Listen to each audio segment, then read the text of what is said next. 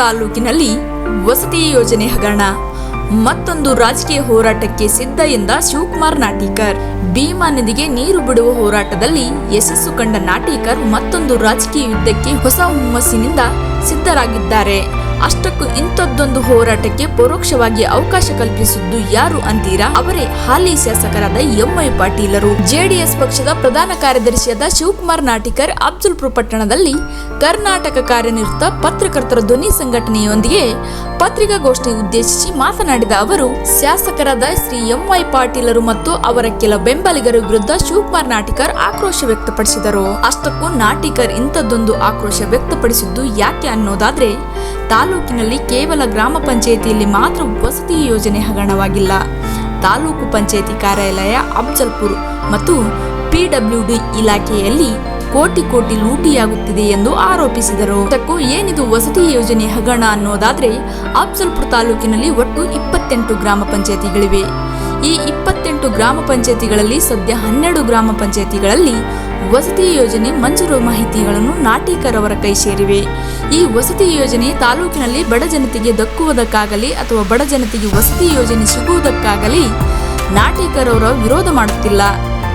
ಆದರೆ ಈ ವಸತಿ ಯೋಜನೆ ಹೇಗಾಗಿದೆ ಅಂದರೆ, ಒಂದು ಕಣ್ಣಿಗೆ ಬೆಣ್ಣೆ ಇನ್ನೊಂದು ಕಣ್ಣಿಗೆ ಸುಣ್ಣ ಅನ್ನುವ ಗಾದೆ ಮಾತಿನಂತೆ ತಾಲೂಕಿನಲ್ಲಿ 28 ಗ್ರಾಮ ಪಂಚಾಯಿತಿಗಳಿಗೆ ಹಂಚಿಕೆ ಮಾಡದೆ ಕೆಲವು ಗ್ರಾಮ ಪಂಚಾಯಿತಿಗಳಿಗೆ ಹಂಚಿಕೆ ಮಾಡಿ ಇನ್ನು ಕೆಲವು ಗ್ರಾಮ ಪಂಚಾಯಿತಿಗಳಿಗೆ ವಸತಿ ಯೋಜನೆ ಹಂಚಿಕೆ ಮಾಡದೇ ಇರೋದು ನಾಟಿಕರ್ ಅವರ ವಿರೋಧ ವ್ಯಕ್ತಪಡಿಸುತ್ತಿದ್ದಾರೆ. ಅಲ್ಲದೆ ಹಂಚಿಕೆ ಮಾಡಲಾದ ಗ್ರಾಮ ಪಂಚಾಯಿತಿಗಳಲ್ಲಿ ಶಾಸಕರ ಕೆಲ ಬೆಂಬಲಿಗರು ಮನೆ ಮಂಜೂರಾತಿಗೆ 15ರಿಂದ 20 ಸಾವಿರ ರೂಪಾಯಿಗಳನ್ನು ಯಾವ ಫಲಾನುಭವಿ ಭ್ರಷ್ಟರ ಕೈಗಿಡುತ್ತಾರೋ ಅವರಿಗೆ ಮನೆ ಹಂಚಿಕೆ ಕೂಗು ಕೇಳಿ ಬರುತ್ತಿವೆ ಎಂದು ನಾಟಿಕರ್ ಪತ್ರಿಕಾಗೋಷ್ಠಿಯನ್ನು ಉದ್ದೇಶಿಸಿ ಮಾತನಾಡಿದರು.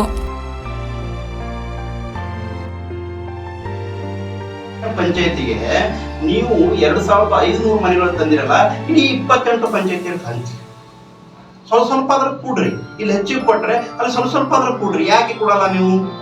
ಇದು ಬರೀ ಇಷ್ಟಕ್ಕೆ ಹಗರಣ ನಿಂತಿಲ್ಲ. ಇದರಿಂದ ಮತ್ತೆ 500,000 ಮನೆಗಳು ಯಾರ್ಯಾರು ಕೊಡ್ತಾರ ಹಂಗೆ 1,500 ಮನೆಗಳು ಹಂಗೆ ಅಲೋಕೇಶನ್ ತರ್ತಕ್ಕಂಥ ಕೆಲಸವನ್ನ ಇದ್ರ ಹಿಂದೆ ಒಬ್ಬ ನಿಗಮದಾಗೆ ಅಫ್ಜಲ್ಪುರ ತಾಲೂಕಿದ ಒಬ್ಬ ಅಧಿಕಾರಿ ಕಿಂಗ್ ಪಿನ್ ಇದ್ದಾನೆ. ಅದು ಮುಂದಿನ ದಿನಮಾನದಲ್ಲಿ ಅದು ಏನೇನಿದೆ ಅಂತ ಎಲ್ಲನೂ ಕೂಡ ಹೆಸರು ಕೂಡ ಬಹಿರಂಗ ಮಾಡ್ತೇನೆ. ಇದಕ್ಕೆ ನೇರವಾಗಿ ಇವತ್ತು ಶಾಸಕರು ಮಂತ್ರಿಗಳು ಇದಕ್ಕೆ ಹೊಣೆಗಾರ ಹಾಕಬೇಕಾಗ್ತದೆ. ಮುಂದಿನ ದಿನಮಾನದಲ್ಲಿ ಇದನ್ನ ಭ್ರಷ್ಟಾಚಾರ ಮಾಡಲಿಕ್ಕೆ ಶಾಸಕರು, ನಿಮ್ಗೆ ಗೊತ್ತಿದೆಯೋ ಗೊತ್ತಿಲ್ಲ ಅನ್ನತಕ್ಕಂಥ ಮಾತಿಲ್ಲ, ನಿಮಗೆಲ್ಲನೂ ಕೂಡ ಗೊತ್ತಿದೆ. ನಿಮ್ಮ ಶಿಫಾರಸ್ಸಿನ ಪತ್ರದ ಮೇಲೆ ಈ ಮನೆಗಳನ್ನ ಅನುಮೋದನೆ ಸಿಕ್ಕಿರಂಥದ್ದು ಅಂದ್ರೆ ನಿಮ್ಮ ಪತ್ರ ಹೋಗಿದೆ ಅಂದ್ರೆ ನಿಮ್ಗೆ ಗೊತ್ತಿದೆ ಅಂತ ಅರ್ಥ. ನಿಮ್ಗೆ ಗೊತ್ತಿದೆ ಅಂದ್ರೆ ಬರೇ ಇವತ್ತು 12 ಪಂಚಾಯತಿಗೆ ಯಾಕೆ ಲೆಟರ್ಗಳು ಕೊಡ್ತೀರಿ? ಎಲ್ಲರಿಗೂ ಕೊಡ್ಬೇಕಾಗಿತ್ತಲ್ಲ. ನಿಮ್ದೇ ಗೋರ್ಮೆಂಟ್ ಇದೆ, ಬೇರೆ ಗೋರ್ಮೆಂಟ್ ಇದೆಪ್ಪ ಅವ್ರ ಮಿನಿಸ್ಟರ್ ಮಾತು ಕೇಳ್ತಾ ಇಲ್ಲ, MD ಮಾತು ಕೇಳ್ತಾ ಇಲ್ಲ ಅಂತ ಏನಿಲ್ಲ. ನಿಮ್ದೇ ಗೋರ್ಮೆಂಟ್ ಇದೆ, ನೀವೇನ್ ಹೇಳ್ತೀರಿ ಅದೇ ನಡೀತದೆ. ಇದನ್ನು ನಡಲಿಕ್ಕೆ ಬಿಟ್ರೆ ಸರಿಯಾದಂಥದ್ದು ಒಳ್ಳೆಯದಲ್ಲ, ಒಳ್ಳೆಯ ಬೆಳವಣಿಗೆ ಅಲ್ಲ. ಬಡವರಿಗೆ ಅನ್ಯಾಯ ಮಾಡ್ದಂಗಾಗ್ತದೆ, ಮೋಸ ಮಾಡ್ದಂಗಾಗ್ತದೆ. ಶಾಸಕರಾಗಿ ಇಡೀ ಕ್ಷೇತ್ರದ ಜನತೆ ಎಲ್ಲರೂ ಸಮಾನವಾಗಿ ನೋಡುವಂತ ಕೆಲಸವನ್ನ, ಇದು ಒಂದೇ ಭ್ರಷ್ಟಾಚಾರ ಅಲ್ಲ. ಇವತ್ತು ನೋಡ್ತಾ ಇದ್ದೆ ನಾನು, 1 ವರ್ಷದಿಂದ ಯಾವ ಹೋರಾಟವನ್ನ, ಭೀಮಾ ನದಿ ಒಂದು ಹೋರಾಟ ಬಿಟ್ಟರೆ ಯಾವುದೂ ಹೋರಾಟ ಮಾಡಿಲ್ಲ. ನೋಡೋಣ ಏನೇನ್ ಮಾಡ್ತಾ ಇದ್ದಾರೆ ಶಾಸಕರ ಸುಪುತ್ರರು, ಎಷ್ಟರ ಮಟ್ಟಿಗೆ ತಾಲೂಕಿನಲ್ಲಿ ಒಳ್ಳೆಯ ಉತ್ತಮ ಆಡಳಿತ ಕೊಡ್ತಾರೆ ಅಂತ ನೋಡ್ತಾ ಇದ್ದೀನಿ. ಎಲ್ಲ ಕಡೆ ಭ್ರಷ್ಟಾಚಾರ. ಇವತ್ತು ನಿನ್ನೆ ನಾನು ಪತ್ರಿಕೆಯಲ್ಲೂ ಕೂಡ ಹೇಳಿಕೆಯನ್ನು ಕೊಟ್ಟಿದ್ದೀನಿ. ಏನಂದ್ರೆ PWDಯಲ್ಲಿ ಮೇಂಟೆನೆನ್ಸ್ ವರ್ಕ್ ಇವತ್ತೇನು ನೋಡ್ರಿ, ಸರ್ಕಾರಿ ಜಾರಿಗೆ ಗಂಡಿ ಬಡಿತಾವೆ, ಕಂಟಿಗಳು ಬೆಳೆದಿವೆ, ಗುಂಡಗಳ ಬಿದ್ದಿವೆ. ಯಾವ ಜಿಲ್ಲಾ ಸ್ಟೇಟ್ ರಸ್ತೆ ಮತ್ತು ಜಿಲ್ಲಾ ರಸ್ತೆಗಳು, ರಾಜ್ಯ ಮುಖ್ಯ ರಸ್ತೆಗಳು ಮತ್ತು ಜಿಲ್ಲಾ ಮುಖ್ಯ ರಸ್ತೆಗಳು, ಅದ್ರ ಮೇಂಟೆನೆನ್ಸ್ 2 ಕೋಟಿ ರೂಪಾಯಿ ಎಸ್ಟಿಮೇಟ್ ಮಾಡಿದ್ದಾರೆ. ಅದಕ್ಕೆ ಟೆಂಡರ್ಗಳಾಗಿವೆ. 5ರಿಂದ 10% ಕೂಡ ಇವರು ಕೆಲಸ ಮಾಡಿಲ್ಲ. ಅದನ್ನು ಲೂಟಿ ಮಾಡಿದ್ದಾರೆ ಸಂಪೂರ್ಣವಾಗಿ.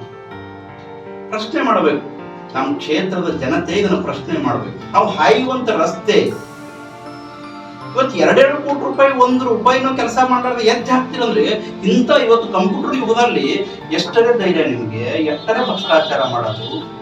ಈ ತಾಲೂಕು ಪಂಚಾಯತ್ ಜಿಲ್ಲಾ ಪಂಚಾಯತಿ ಸದಸ್ಯರು ಅವಧಿ ಮುಗಿದ ಬಳಿಕ ತಾಲೂಕು ಪಂಚಾಯತ್ ಸದಸ್ಯರ ಅನುದಾನ ಬರ್ತಾನೆ ಇರ್ತದೆ. ಆ ಬಂದಿರೋದಂತ ನನಗೆ ಗೊತ್ತಿರಂಗೆ 4 ಕೋಟಿ ರೂಪಾಯಿ ಹಣವನ್ನ ತಾಲೂಕು ಪಂಚಾಯತಿ ಮತ್ತು ತಾಲೂಕು ಪಂಚಾಯತಿ ಸದಸ್ಯರ ಅನುದಾನ ಏನಿತ್ತಲ್ಲ ಅದನ್ನು ಕೂಡ ಇವತ್ತು ಕೆಲಸವನ್ನ, ಕಾಮಗಾರಿಗಳನ್ನು ಸರಿಯಾಗಿ ನಿರ್ವಹಿಸದೆ ಸುಮಾರು 4 ಕೋಟಿ ರೂಪಾಯಿಯನ್ನ ಇವತ್ತು ಶಾಸಕರ ಬೆಟಾಲಿಯನ್ ಇವತ್ತು ಮೀಟಿಂಗ್ ಮಾಡಿದೆ. ಇದೊಂದೇ ಇಲಾಖೆಯಲ್ಲಿ ಇನ್ನೂ ಹಲವಾರು ಇಲಾಖೆಗಳು ಒಂದೊಂದು ಆಧಾರ ಸಮೇತ ಇವತ್ತು ಕ್ಷೇತ್ರದ ಜನರ ಮುಂದಿಡ್ತೇನೆ. ಯಾರು ತಪ್ಪು ಮಾಡಿದರೆ ಅವರ ವಿರುದ್ಧ ಹೋರಾಟಕ್ಕೆ ಇವತ್ತು JDS ಪಕ್ಷ ನಮ್ಮ ಬಳಗ ತಯಾರಾಗಿದೆ. ಇದರ ಬಗ್ಗೆ ನಿರಂತರವಾಗಿ ಹೋರಾಟವನ್ನ ಮಾಡ್ತೇವೆ ಅಂತಕ್ಕಂಥ ಮಾತನ್ನು